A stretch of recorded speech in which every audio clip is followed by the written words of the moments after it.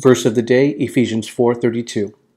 Be kind to one another, compassionate, forgiving each other, just as God in Christ has also forgiven you.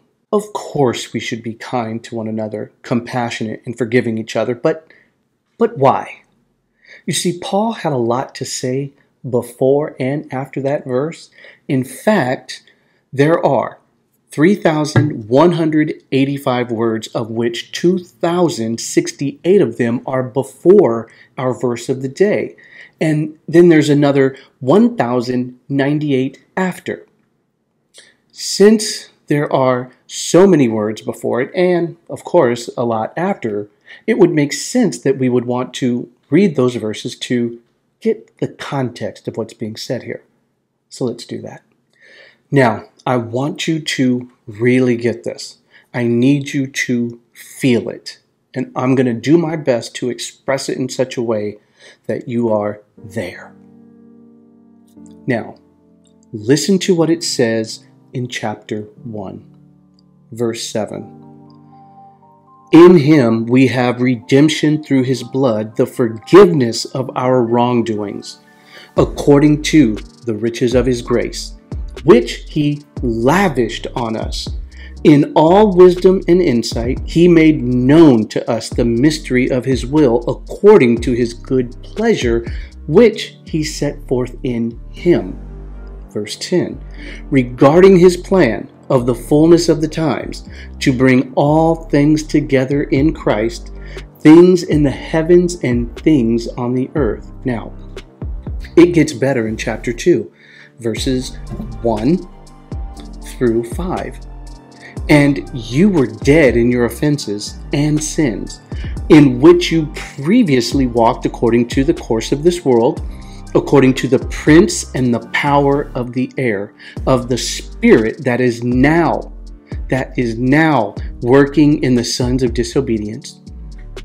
Among them we too all previously lived in the lusts of our flesh, indulging the desires of the flesh and of the mind, and were by nature children of wrath, just as the rest.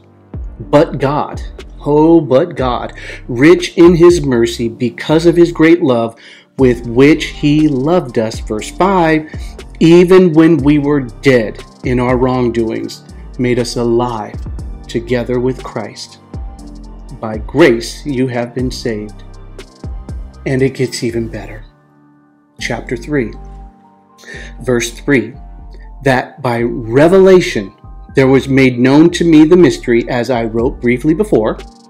By referring to this, when you read, you can understand my insight into the mystery of Christ, verse 5, which in other generations was not made known to mankind, as it is now been revealed to his holy apostles and prophets in the Spirit. Verse 6, to be specific, that the Gentiles are fellow heirs and fellow members of the body, and fellow partakers of the promise in Christ Jesus through the gospel. And now for the big finish in chapter 4.